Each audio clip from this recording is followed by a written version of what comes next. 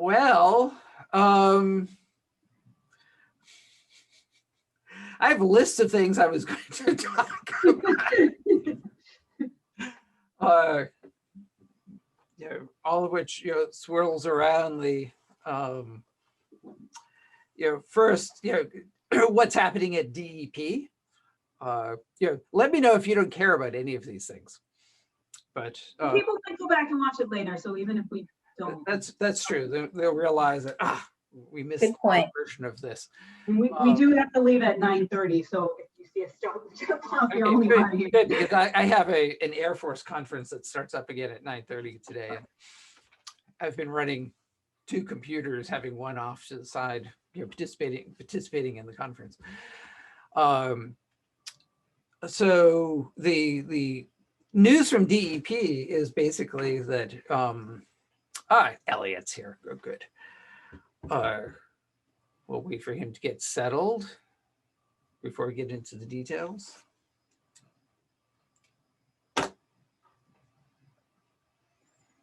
Okay, he's just going to be off camera muted, so hopefully he's listening. So the bottom line for us, we're getting more and more information about kind of how we are going back to the office and when. So the good news is DEP staff are being approved for kind of inspections and site visits and all of that, and shifting from a case, site visit by site visit approval to more of a, each person is being approved for doing what they need to do, inspections or site visits or meetings kind of on a blanket basis. So we have a bunch of staff in the process of kind of getting their blanket approval to resume, at least external meetings and site visits as needed. So that's a step towards getting back to normal. The regions are ramping up. We can all have 25% occupancy in our buildings now. I don't think anybody is even close to that in reality, but the regions are looking to return or to begin what will be the new normal in November, working up to having staff doing a mix of teleworking and in-person, in-office work. So whatever the new balance is going to be, and it will be very person to person, kind of what schedules will be like, but that's looking to be established by November or so, and then moving on from there.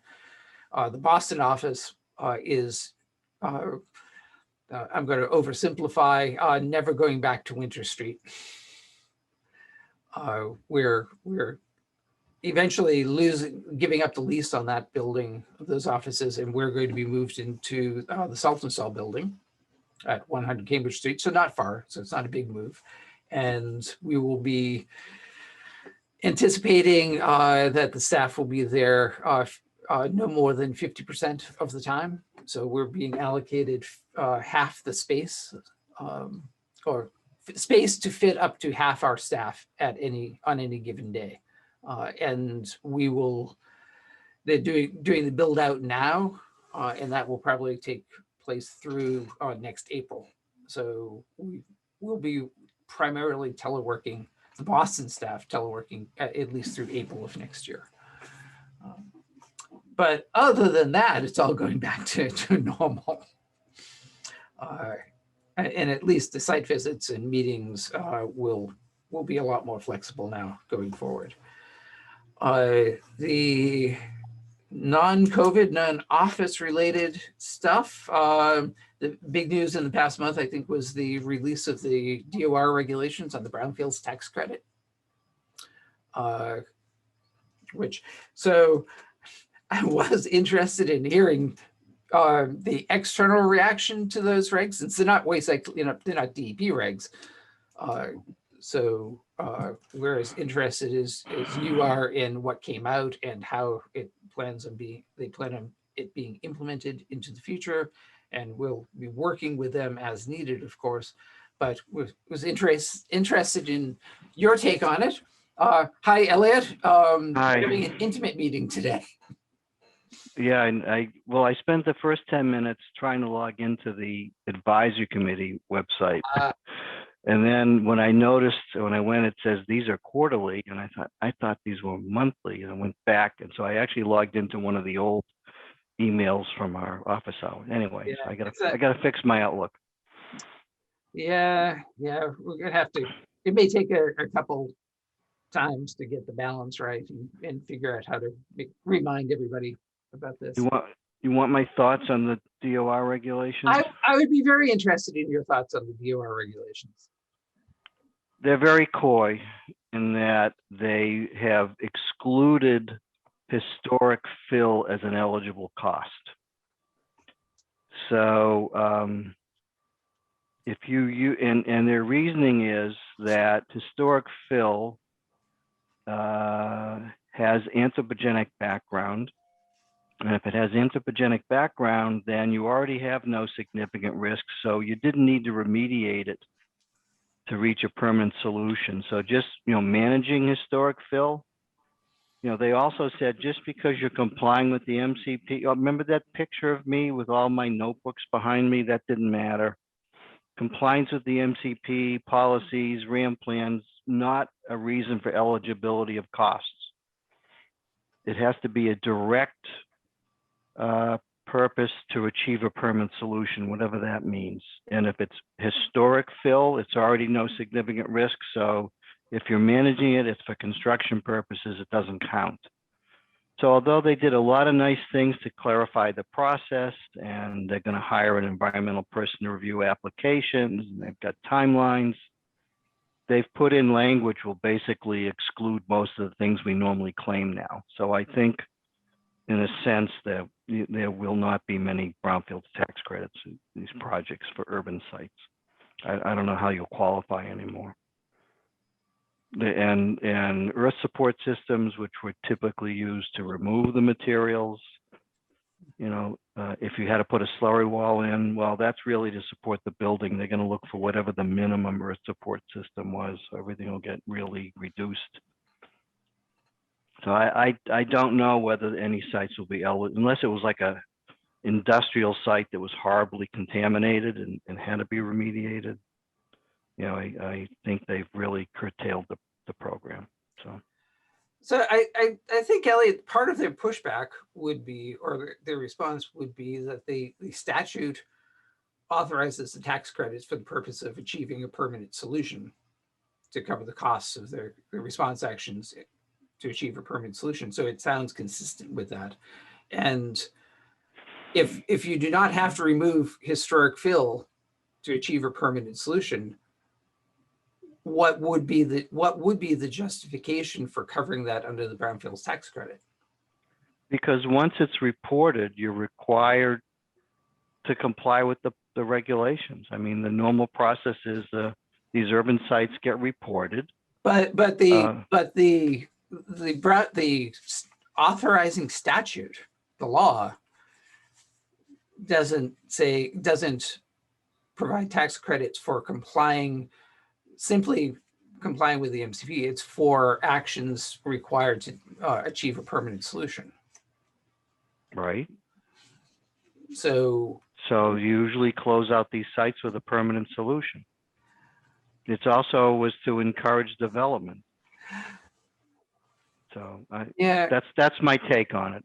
Yeah, I think there is a tension there, and again, it's not our regulations or our program, but I think on the one hand, the development community and others have certainly pushed back at DEP when we look at contamination in urban environments, and have pushed back on us, saying you shouldn't require us to clean up this widespread contamination that's out there, because it's not a point source, it's generic contamination, it's all over the place.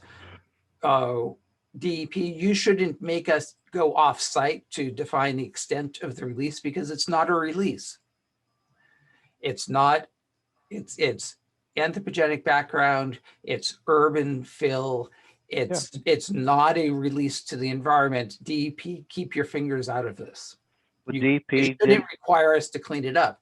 So if DEP isn't requiring the cleanup, and we've heard that, and we've, to a great extent, we've agreed with that, that there is widespread contamination that doesn't fit the, really the definition of, or what we think is the purpose of the MCP in Chapter 21E to require cleanup. On the one hand, then it seems kind of contrary to that, on the other hand, to say that, but the tax credit should cover this non-required cleanup. It's it's the regulated material. It's an environmental premium, which is a hindrance to development. Yeah. You know, the way it was interpreted up till now, that these were premium costs, with the intent of the tax credit was to encourage redevelopment of contaminated sites. These were environmental premium costs regulated by DEP. I don't know. I think they're parsing it to their benefit. So I think they're trying to eliminate the program. I don't know. I think they're trying to, you know, draw a line in a gray area that is difficult, but kind of recognizing that it is a gray area, that, you know, DEP is not requiring the cleanup of all of these materials. So I think it's a legitimate question for them to look at it and say that, well, if DEP says that this is okay to leave and have a permanent solution, then the fact that then it's not required to be cleaned up. So is that in the absence of the project? If I'm proposing a building that's residential and it does not meet historic fill, because even meeting historic fill is a high bar. You have to prove that the contamination didn't originate at the source and it was in place before 1983, and that whole series of, I have yet to use the historic fill route in closing out an urban site because it's hard to prove that. So if you don't take the historic fill route and existing conditions do not support the proposed use, I would think that you could make an argument that the remediation was necessary.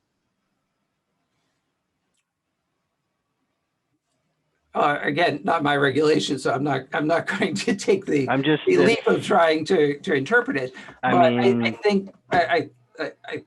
I think that's the area that it's not so clear, it's not so black and white, and that there may be situations that variations on this, as you described, that sometimes it may, if there is a need to clean up the contamination in order to achieve a permanent solution and establish a level of no significant risk, then that's different from a situation where no remediation is necessary because it in place. It wasn't clear to me whether it meant for the proposed project or for the site the way it is. So that's, I guess we'll have to see how things play out. I think it is good that they're hiring an environmental engineer and kind of bringing expertise in-house for them. Well, so I'm not happy. I'm not happy. But you know, we'll see how it plays out. I think there are a lot of positive aspects to that. Yes, there were positive. It's not going to take 2 years for them to review the application. But and I think their audit process was clarified. A lot of things were clarified in procedural, but the other big thing, which I would think, other than that, well, I think the parts about taking down buildings and the need for asbestos abatement in order to do that, I think that's something that people have. That was positive. Very strong feelings about, and that was certainly something in the wing column. for the development community. So it will be interesting to see how it plays out. I had positive comments too. I haven't reviewed it myself, but on the timeline, yes, an established timeline, and that there's now an expedited process for smaller tax credits. Mhm. Yeah, I do think the whole package represents both the regulatory part and the administrative part represents, contrary, I think, to what Elliot just said, I think it represents a commitment on DOR to actually take it seriously and try to make the tax credit program work. And they're putting the effort both in on the regs and on how they're administering the program to do that. But we'll see how it plays out. So the DOR stuff, there's update from the PFAS world. It's public and private well sampling is still going on. And everything seems to be consumed by PFAS these days, including that Air Force conference that I'll be joining later. Well, it's supposed to be about all things Air Force cleanup remediation. It does seem to be focusing almost entirely on PFAS this year. We have 635 public water supply systems tested, and 59 of the systems had results over 20 parts per trillion. Although most of the systems have been able to either treat, run the water through existing treatment systems or install treatment systems or shut down the wells or use blending, so that 98% of the people on public water supplies are drinking water that meets the MCL at the moment. So we're running about a little under 10% of the public water supplies have hits above 20. And that seems to be holding fairly steady as we keep doing this. On the private water supply side, we're doing free testing in 84 communities that rely primarily on private wells. We have over 2,000 homeowners signed up or expressing interest. About 500 have been sampled so far, and 329 results are in. Over 95% of those are less than 20 parts per trillion.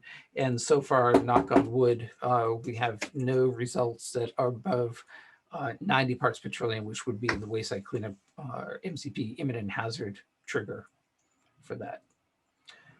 So those are continuing on, and they will continue because the budget FY, what are we 22? Budget that was passed continues, rolled over the funding that was available for that. So we can continue spending that money this year. Non-PFAS news, Gerard, whoa. And suddenly it's just Elliot. Non-PFAS news, Southeast region, Gerard Martin has moved over to be Deputy Regional Director for the water programs, which means that John Handerhan has been named Acting Deputy Regional Director down there. So he's your contact now. I was going to at least mention the MCP revisions are continued to be on track for kind of going into final review later this summer, and hopefully be put out sometime later this fall and training in the fall. And then on a site-specific news, we're about to start a thermal remediation system in Framingham at the old General Chemical site, where DEP is doing that work at this former Rucker facility that went bankrupt, and we're using both state funds and the remains of a financial assurance pot of money to at least begin thermal remediation of chlorinated solvents there.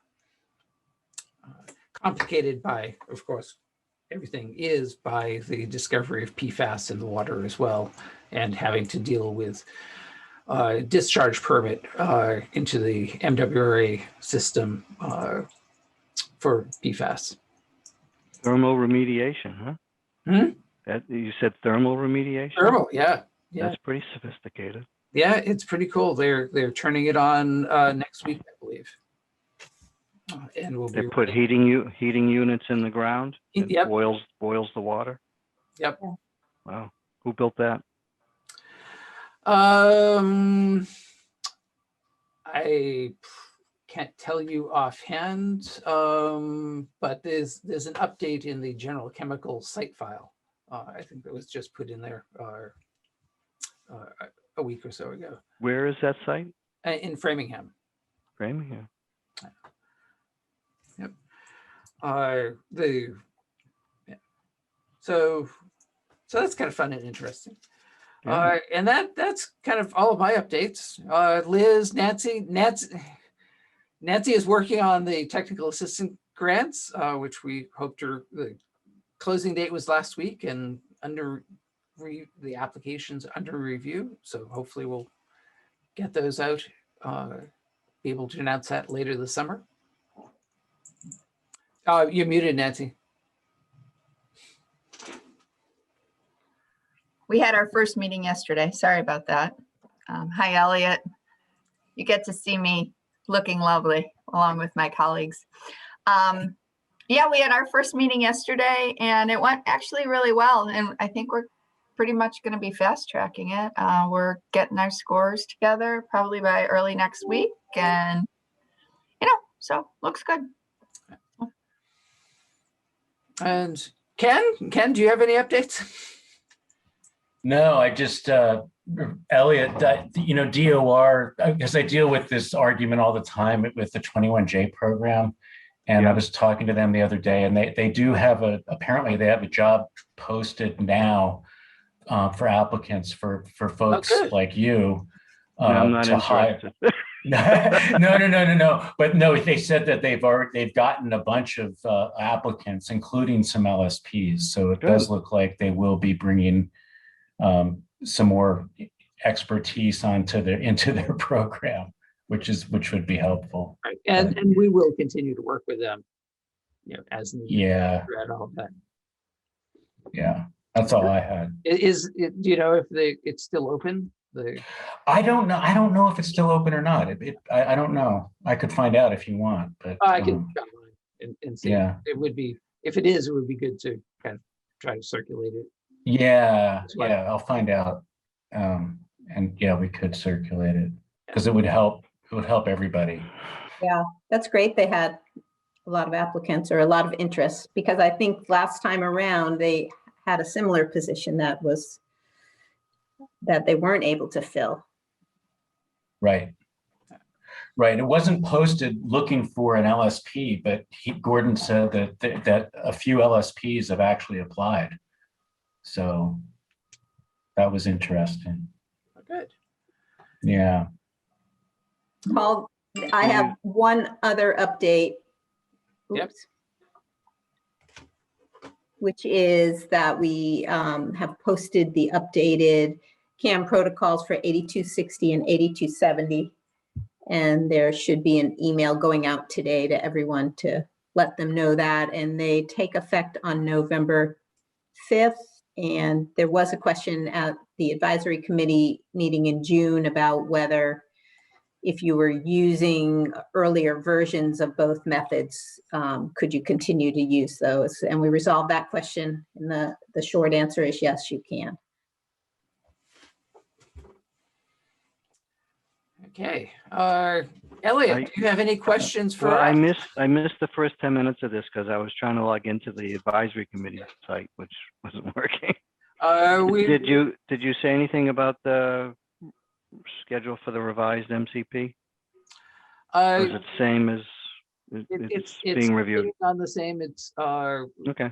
finalizing the edits. It will go to final review, and we hope to have that final approval early fall. Publish it so people can get used to it, and then taking effect sometime early 2022. So training in the fall still? We hope so. It depends on if we can get a version out for people to actually see. But yes, Okay. I think once we know that we have the final version, even if it's in the pipeline, but it won't be changing, then we can certainly plan the training Okay. and conduct the training. Liz, there's been a bunch of discussions in my office about AUL sketch plans. Yeah. And what's required. I know you've talked to a couple people in my office. So that's going to be clarified in the new regs, and there's going to be, you're revising the Aor guidance to reflect that, or Yes. is that coming, the Aor guidance coming out? We're Next year? planning that is the #1 guidance to try to have it coincide with the MCP changes. Oh, good. Okay. So similar time frame. Yeah. Great. Thank you. That's all I have. okay, well, if that's it, we can wrap up our first off schedule or extended schedule office hours, and clearly we have to do a little bit more marketing. Paul, I didn't have it on my calendar. I just assumed it was there, and then I found it wasn't there. But so then I went to the Wayside Cleanup Advisory Committee page. So maybe, and it didn't occur to me to Google office hours. So maybe if we had a link from the advisory committee page too. Yeah. I went back to one of my earlier appointments from, like last spring to get into this link. I tried that, and that didn't work for me because those had been vacated for some reason, but maybe that's Maybe you send out a new invitation or something for these Yeah. meetings. Yeah, so the office, the Wayside Cleanup Advisory Committee page is here, and it has attend the next office hours. Oh, it's on there? Yeah, Oh, okay. All right. right there. Then never mind. I was too frazzled apparently. Okay. I usually just Google it, Liz, so don't feel too bad. Yeah, no, the funny thing about websites is that you personally kind of get fixed in your mind, particularly with me and the DEP website, on kind of where to go to look for particular information, and not only where to go, but the path you get there. And it's different for different people. What you think is the logical place to look for something, other people, it would never occur to other people. So kind of more places, and if you can let me know where you looked for it and didn't expected to find it, then I can put notes there as well. It's the old, when you search for something in your house and you spend an hour and a half looking for it, and then you finally find it. The rule is you should always put it back in the place that you first looked. So Not the place where you found it, put it back in the place where you first looked. I have a link to the cleanup of sites and spills page. So from there, oh, there it is, Wayside Clean. Oh yeah, there it is. Yeah. And it's right there. Yeah. Yeah. This is what Okay. Elliot is looking at, the cleanup, which everybody should have a link for you people watching at home later. You should all have a direct link to this page, How about cleanup of sites and spills. Bookmark this You know page. why I Right, have you should these put- links? Because my typing skills are so bad that it's easier for me to click on a button and retype things. Yep. And even here, there's attend the next basic I cleanup just office. found that. Yeah. So, but this is a good page. If you're only going to bookmark one Wayside Cleanup page, this is it. Okay, with that, we'll call it. Thank you all. See you next month. Have a good rest of the summer. You Fourth too. Thursday Hope it'll of the stop raining. Yeah, it has stopped raining. Yeah. Finally. No rain for the next 2 weeks. That's Paul's on vacation, so Paul's on vacation. we're wishing him no rain. I'm going to the Cape tomorrow. Oh, So excellent. hopefully that timing's good. Yeah. although the Man. Cape is the one part of the state that is still under a drought watch. Really? Mild, but still there. all the rest of the state is out of drought watch. And I Yeah, saw I on was- the, go ahead. Oh, I was at the Kettle Ponds 2 weekends ago in Wellfleet, and they were way down, which We was saw on surprising. The news this morning, they've got the mask advisory back in Nantucket. So that's, and we have plans to go there in 2 weeks, 3 weeks. Yeah, well, better safe. Yes. Okay. St- See Take you care, all everyone. next time. Bye.